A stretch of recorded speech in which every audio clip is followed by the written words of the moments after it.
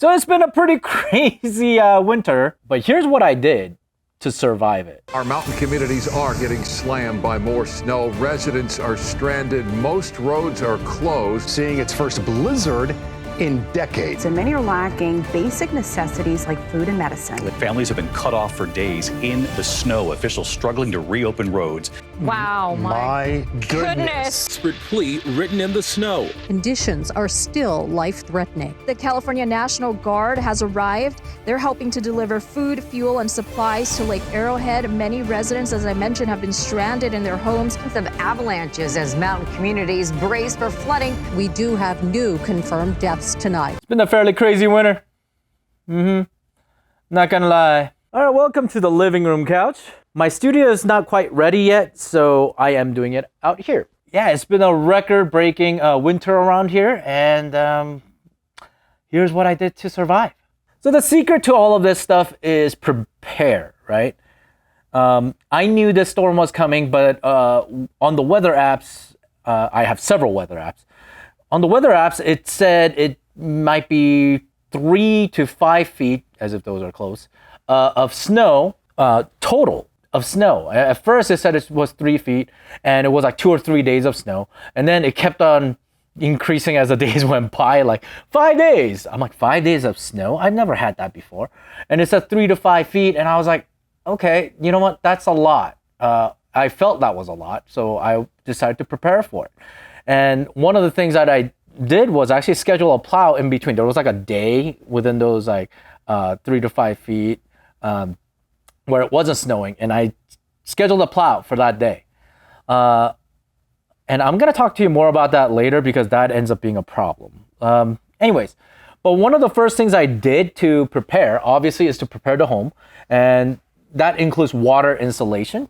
Make sure I had some access to the roof because roof has to be cleared of snow.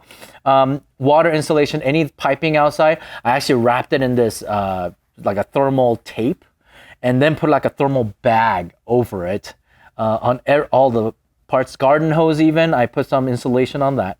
Because if you didn't know, the water freezes inside the pipes at freezing temperature and then it expands.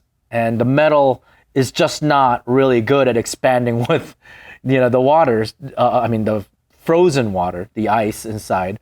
And as it expands and as it freezes, it just cracks the metal. And now you have a leak that you have to take care of. And it could also be inside the wall sometimes, like it goes all the way in. So that's a nightmare. I cover my patio furnitures and I bought some snow salt, like those road, melting salt. I got the fancy stuff and I got the cheap stuff as well. So I had all of those things, prepared before the storm.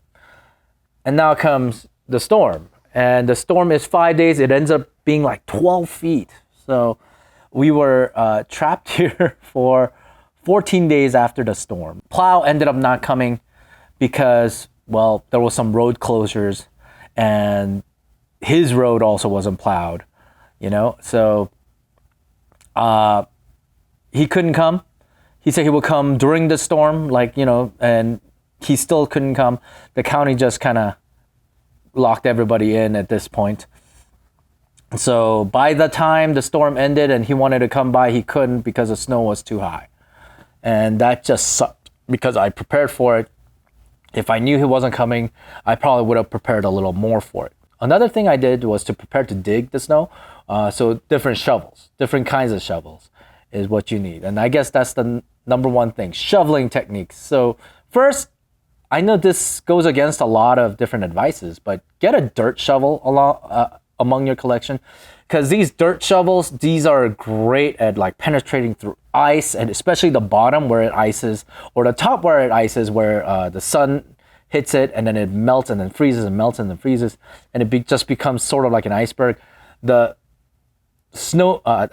dirt shovels do such a magnificent job. Every time I'm using the dirt shovel, and if there's like a crowd, not this storm, but previous storms, people have always asked for my shovel.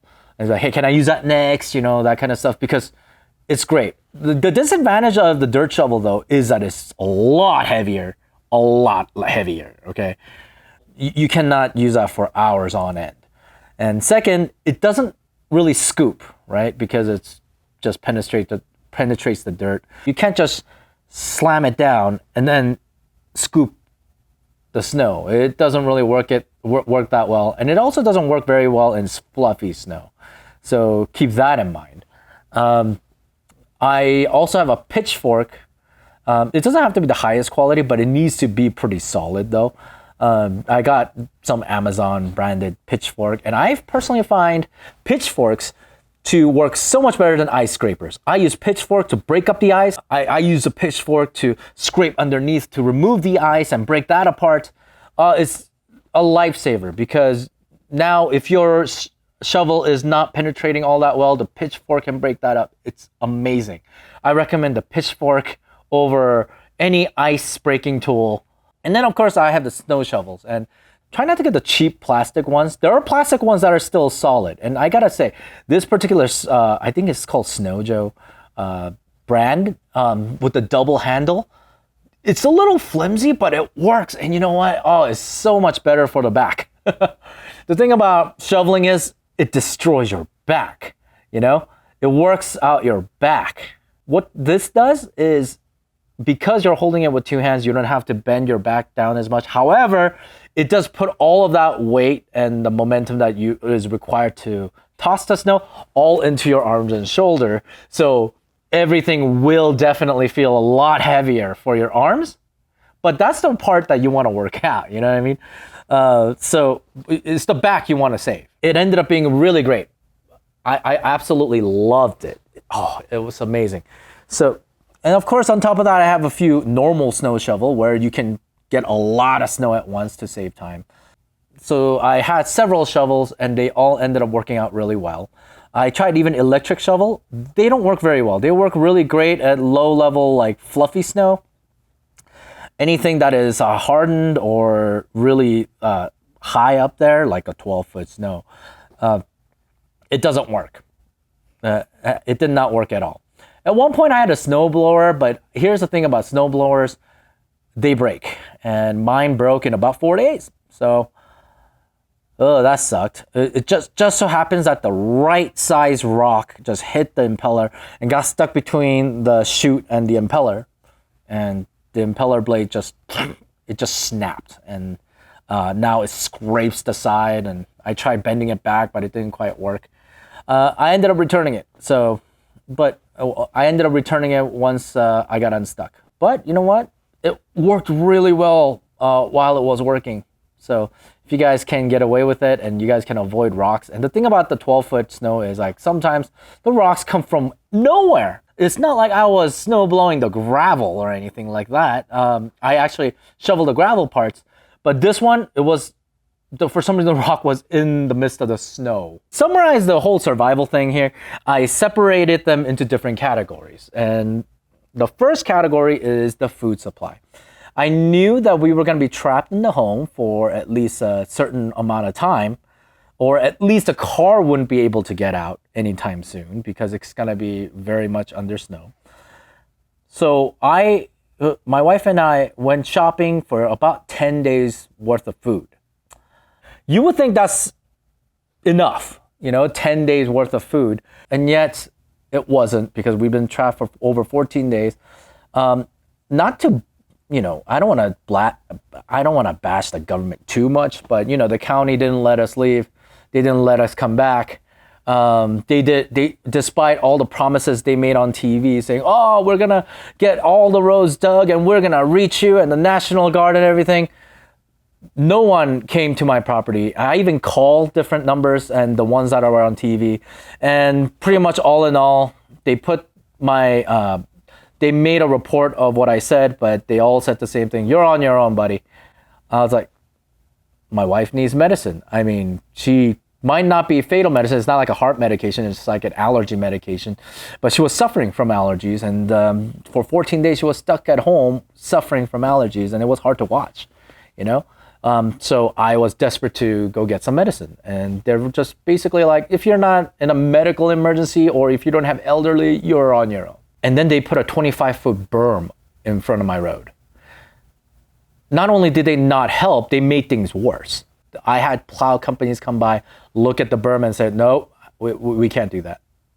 And they say like, there's not a lot of people that can do that. There's nobody that I know that can do that. You need real heavy duty tractors to come by. They said, call Caltrans. And I called everybody that I could and made a little online complaint. They have a little online thing.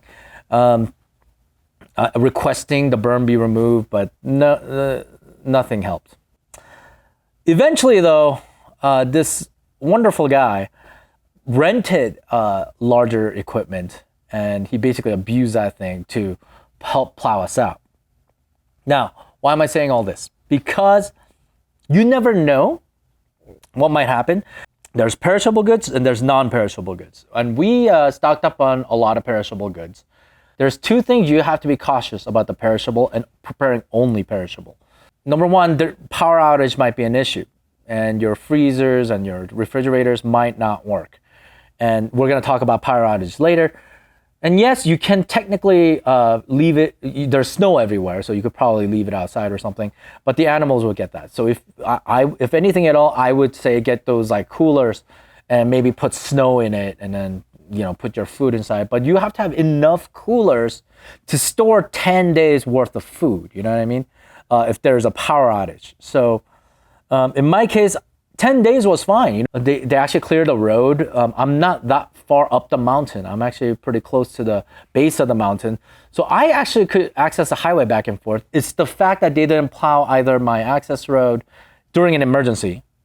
I expected them to help me out with the access road. I know access roads are private, but during an emergency, like I said, I was expecting some help. But there wasn't any, and they made it worse. And then even if I could get out, they closed the highway, and they said I couldn't come back up for a while. This was during the time when they didn't even let residents up. 10 days worth of food ended up being nothing, So I say, you never know what's going to happen, so plan some non-perishable foods. In my case, I got the instant stuff like ramen or MREs are great. I also have those like Mountain House emergency supply things ready, about 5 days worth of supplies, a little more than 5 days. Just in case. But even then, I ended up going on a couple of food hike trips where I trekked through the snow and through the roads because it was my wife's birthday, and I didn't want her to eat just instant stuff for days on end and be living in this death situation. So I went out a couple times actually to go get food. And now you have to be prepared for the food hikes. I used one of those North Face bags because it was great. It was it was a hardy bag. It was pretty robust, and it carries a lot of stuff because it's a duffel bag, but it still had backpack straps. So I was able to carry it on my back. Turns out going there is pretty nice because you've been cooped up in the house. I had a close call with getting stuck in the snow. A couple times. I carried a shovel with me so that I can dig myself out.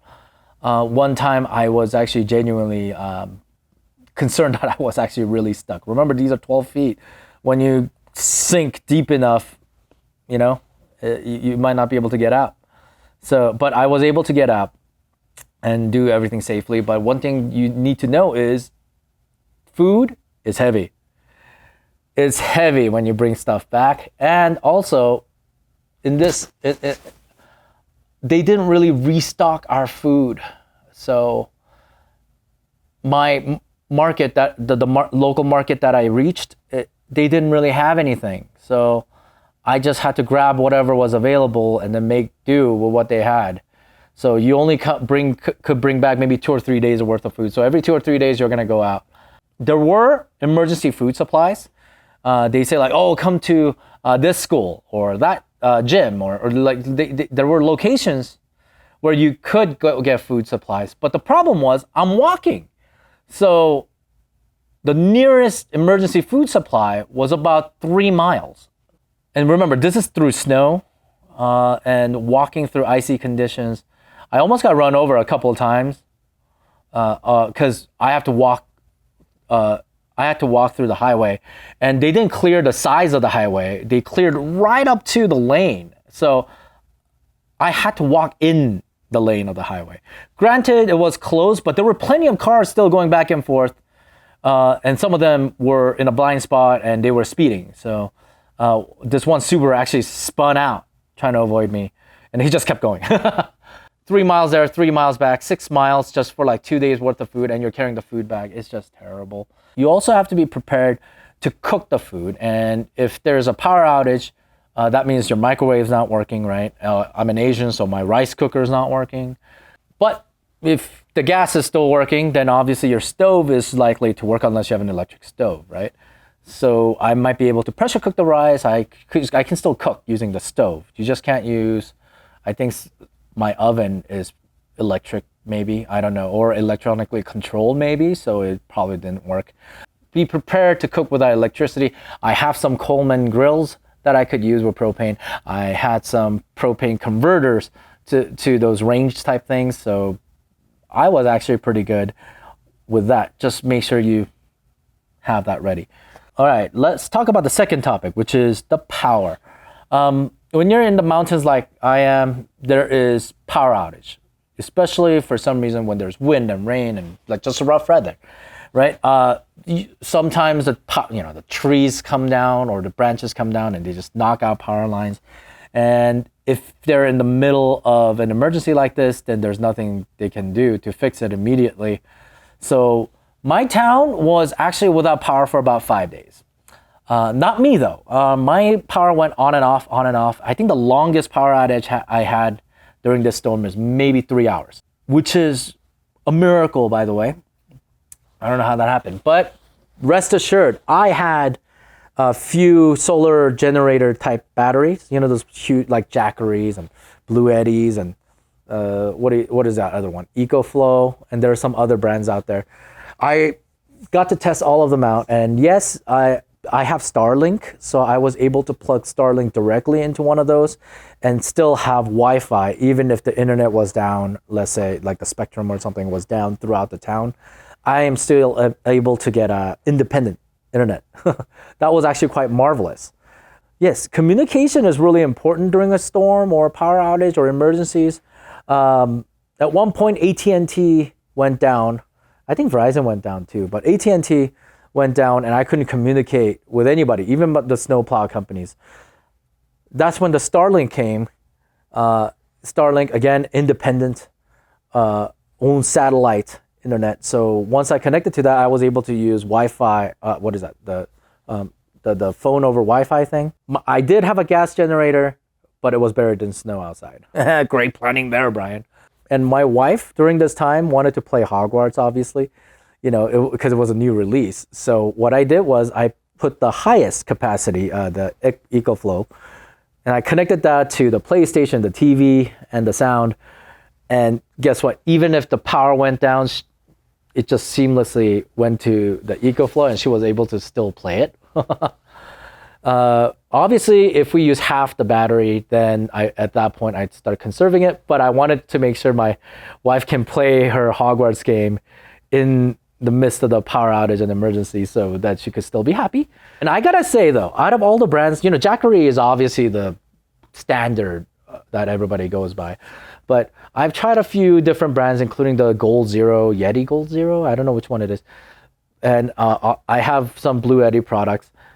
I gotta say, EcoFlow is awesome. I'd probably make a separate video on this, but EcoFlow is my favorite. I love the interface. They nailed the interface. I love their industrial design. Out of all of them, it's the only one that uses a standard IEC cable, which is mind-blowing to me. I, of course, have all the solar panels to charge these. Now, the Blue Eddy did okay, but once in a while, it actually gave me a short warning, like it shorted out. And all I did was plug in my Starlink router. And for some reason, my internet would go down after a few minutes. And I was like, what happened? And it says shorted or something.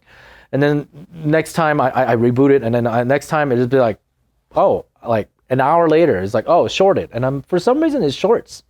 Especially when it switches. When the power goes off and then you have the Blue Eddy plugged in and then it switches immediately to Blue Eddy. Sometimes there's a bit of a blackout there too for it to switch. EcoFlow just swap over like immediately. The PlayStation continued uninterrupted, So I gotta say, I'm gonna make a different video on the EcoFlow and the power stuff I have. Now, along with the power stuff, power banks are really important, and because power banks are what I use to recharge my mobile devices like iPads and phones, and there's power banks out there with really high capacity and solar charging built in. Those are the ones that I have, and that's what I use so that I don't have to use these big boys to charge, you know, the little devices. And they have their own solar panel. And yes, I have solar panels for all of the other power generators. So that's definitely something you want to do to prepare for emergencies. And they have their own solar panel. I also have multiple small jackeries so that I can power lights, let's say in the shower if I need to.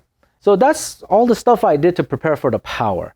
Now let's talk about warmth, because power outage knocks out the warmth because it knocks out the heaters, the motors on the heaters here. It's not going to power that. The thermostats are battery backup, you know, Nest things. So those are fine. Everything is fine, but the motors can't run. If you're talking about power outage in the middle of a blizzard, you're definitely talking about freezing temperatures that you're going to have to fight off. So what I had propane heaters and electric heaters, but mainly propane heaters, like those little buddy heaters.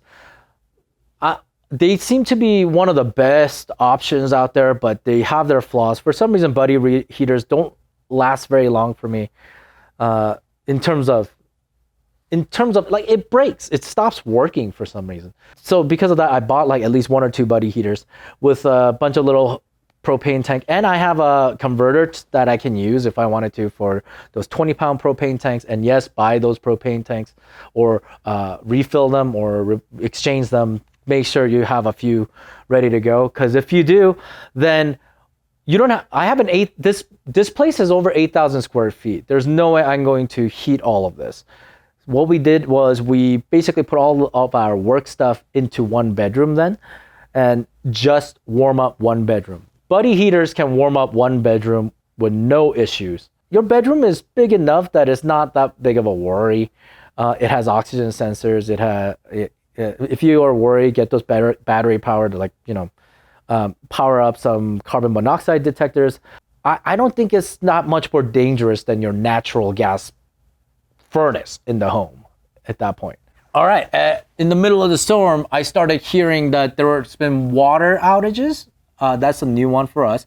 For some reason, maybe the main pipe burst because of the freezing temperature or something happened with the pumps, whatever. I started getting reports that the water was starting to go out. So I have a bunch of water jugs. So I filled them up. You can technically, you know, fill up your bathtub, right? But I didn't have to go there because I was able to get like 30, 40 gallons of water, no issues, you know, of clean water, right? And if you have a Brita water filter, that should be fine with it, you know? I also have one of those emergency first aid water pouches, water supply pouches. So I got those there. But yes, water, knowing what to do with the water supply or how to melt the snow for the water supply, how to sanitize them, purify them with one of those purifying pills or those life straw things. Yeah, some kind of filtration. Yeah, knowing those will go a long way when you need it. Luckily, our water did not go out for long. Again, for some reason, we seem to be at the end of the best case scenario out of the worst. Again, plow scheduling, working with the plow companies, using all full array of supplies when it comes to snow shovels. You got to remove snow in key areas, even during the storm. Like, for example, my deck is not going to handle 12 foot of snow. It's going to collapse. So every time it rose to maybe a foot or two, I started shoveling. And it'll be a foot or two, I start shoveling again. A foot or two, shovel again. The last night it snowed 4 feet in one night. So that was a lot to remove. So I just removed what I presume was more than my weight. And then I went on the deck and then continued to shovel. Gas is debatable But I would still dig out your gas meter.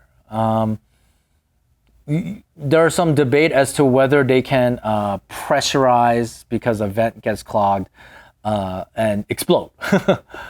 But I gotta tell you, whether you believe that or not, we had some explosions here, gas related, because of gas leaks and things like that. So if your gas is gonna leak and you need to find out if gas leaks and you don't want it to pressurize, it seems like no matter what, it's a good idea to dig it out. And it was such a task to try and dig through 12 foot of snow to get to your thing. But you also have to be very delicate. You don't want to actually cause a leak while you're taking these out. They say brush the snow off. I use a shovel to go all the way around, and then I was delicate when I was trying to remove it in between. Just know, it seems to me there's no downside to doing that. So only upsides. So take the time to do it, you know? Yes, you should also do fire hydrants. You should probably dig out fire hydrants. In my case, I don't know how a fire truck or an ambulance would get through the snow on my access road. And that was one of my complaints, saying like, dude, help me dig out this access road, because the smaller local companies say they can't do it.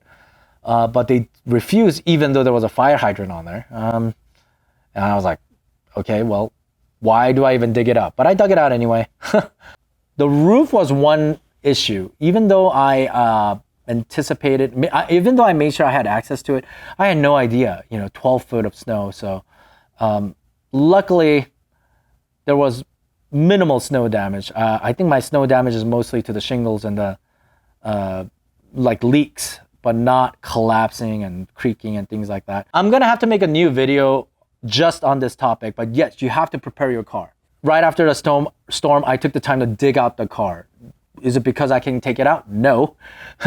But if I get plowed out, or if something happens and I could get the car, can reach the car, remove the snow up to the car, I want the car to be ready. So I dug all the way around. I dug out my car, made sure, and also to make sure the battery doesn't die. Remember, I was stuck for 14 days.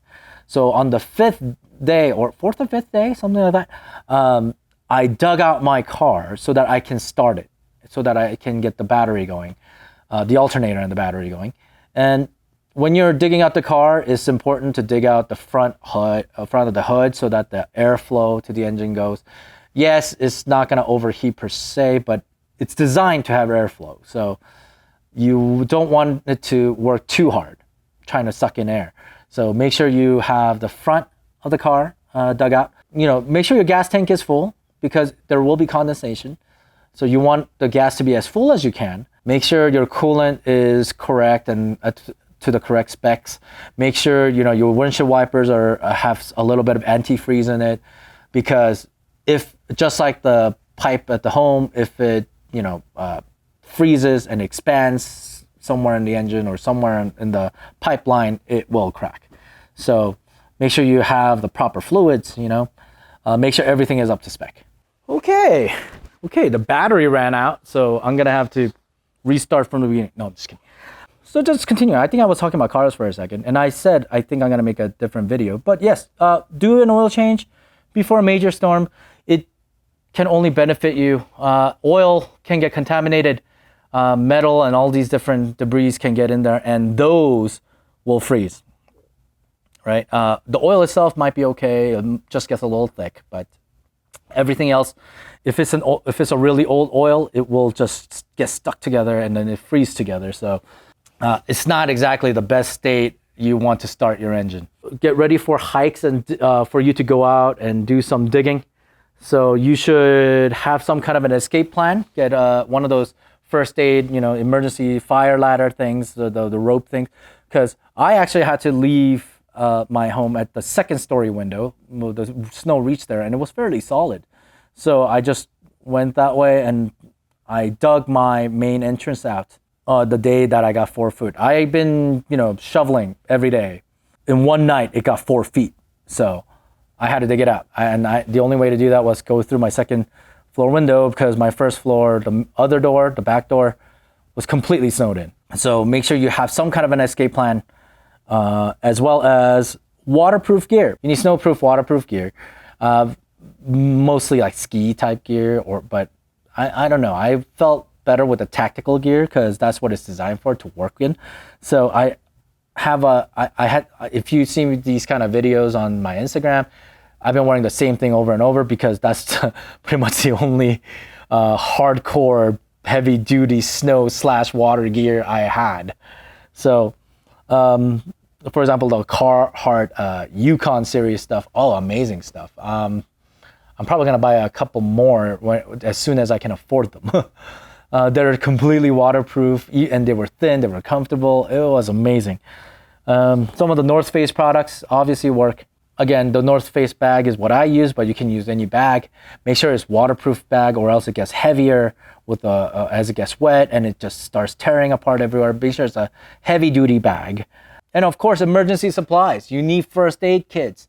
My wife's medicine, they gave enough to last just a little after the storm. We had no idea we were going to be trapped that long. Remember, we scheduled the plow. We were supposed to be able to get out, and we had no idea the roads would be closed for like 10 days, right? Even to residents. So there were things out of our control. And one of the things I will learn is ask your doctor for a longer supply of medication. If you have prescription and you need that, insulin, that kind of stuff, make sure you have enough supply for, I say, if it's something like insulin and medication, just have enough for 2 to 3 weeks at the very minimum. If your doctor allows it, get a month supply. Also have a basic first aid kit, have some Advil, Tylenol, Band-Aids, antibiotics. Yes, all of these things will allow you to, actually have a peace of mind while you're stuck at home. And I gotta say, you gotta start planning what to do when you're stuck at home. I guess those hurricane party type people, you guys are an expert at this maybe. But here, like I said, I made sure my wife could use Hogwarts game, PlayStation 5. We have board games. Communication was out for a while because AT&T didn't work. But because we had Starlink Wi-Fi, we were able to communicate with the rest of the world. I felt very bad for everybody else in town. So they had no food, even with the food hike, it was hard. But those that really couldn't get out, no food or little food, no power, and no water. And they were stuck at home. It was crazy. I don't know. I've never seen a situation quite like this anywhere. And I've been to, and for those that know me, you guys know I travel the world a lot for humanitarian reasons. So I've been to snowy areas, I've been to windy areas, I've been to the desert, I've been to, the Asian mountains while it's snowing, what have you. And I'm telling you, I've never seen a situation quite like this. Not because, I'm not saying the snow is the most in the world. Obviously, Mammoth had almost 700 inches of snow. That's insane. Okay, you guys got to Google some of these photos. But it seems a lot of them were they're very well prepared for it. Here we never see anything quite like this. So we are completely stuck on one-lane roads with roofs collapsing, people being stuck with no power, no heater, no water, and for days. Some of them or for weeks. Right now I have a lot of maintenance on my property. I still have a ton of snow, and I mean a ton of snow to dig. And I don't know where the mud came from, but I guess the mud kind of slid in from under the snow somehow. But there's mud everywhere and just everything's dangerous, and the asphalt is all destroyed. My fences are completely destroyed. Still waiting for the snow to melt or for me to dig out to assess the situation fully. So those are some of the things that I've done to prepare and some of the things that I learned as it went. Don't rely on the government, not necessarily because they're bad or anything, because I mean, they did a terrible job here, but let's face it, it is an unprecedented event. And I think they could have done a much better job. Heck yes, and they should have. But that's not really the point, right? It's you shouldn't rely on them, because apparently they didn't even do a welfare check for me. Did you guys know they're supposed to go door to door? And they said they're gonna go door to door. They're gonna go door to door. No one came. No one came to see if my wife and I are still alive. Whenever you have a disaster like this and things are against the time, and we're talking large scale and large organizations, you should do your best to do everything on your own, because you can't rely on everything. I am going to still apply for all the services that they have. I don't think FEMA is going to support anything, but it'd be great if they did. But whatever grants or reimbursements that I can get, and insurance, obviously I'm going to do all that. But make sure by the way, make sure your insurance policy includes these kind of disasters. Not all of them do, especially when it comes to roofs collapsing. Why did that take me so much effort? Okay. All right. Yeah, I know this was kind of more of a ramble, but I wanted to make it short, but at the same time informative enough, just because I'm sure some people might be watching these type of videos. I mean, I look for these type of videos when I am about to go through something similar or during something similar, and I get ideas on how to prepare and better prepare for disasters. And remember, preparing for disasters is not because you expect it to happen, but you'll be glad you were prepared for it when the time comes. And I certainly am. I had no idea all the things that I did. Those were all just in case scenarios, sort of an insurance, just in case. But I ended up needing almost everything and more. And I hope everyone shares things in their comments on what they use, what they did, and what their tips are. Even little things like shoveling techniques, Comment below on all of your tips, and let's all share and see what we can come up with. Please like or subscribe, as they say. The reason we ask for that is people like me, we need more than 2 viewers. And supporting videos like this, it's helps a lot, actually. I think every content maker, no matter what content it is, appreciates the likes because of how much it could help them. So if you guys would be kind enough, if you are watching up to this end, I'm guessing you got something out of it. Just a click or not necessarily, you don't have to subscribe, because I have a lot of random things on this channel. But if you wanted to subscribe, that's great. But like will definitely help a lot. Thank you.